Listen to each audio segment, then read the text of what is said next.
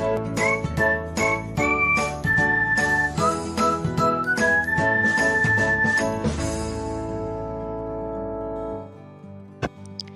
everyone, welcome back to another episode of Technologyglance.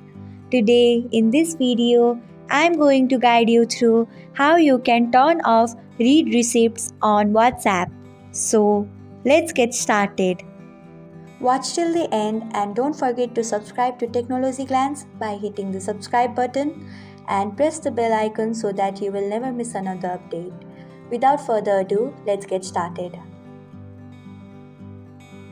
Firstly, open WhatsApp app in your device.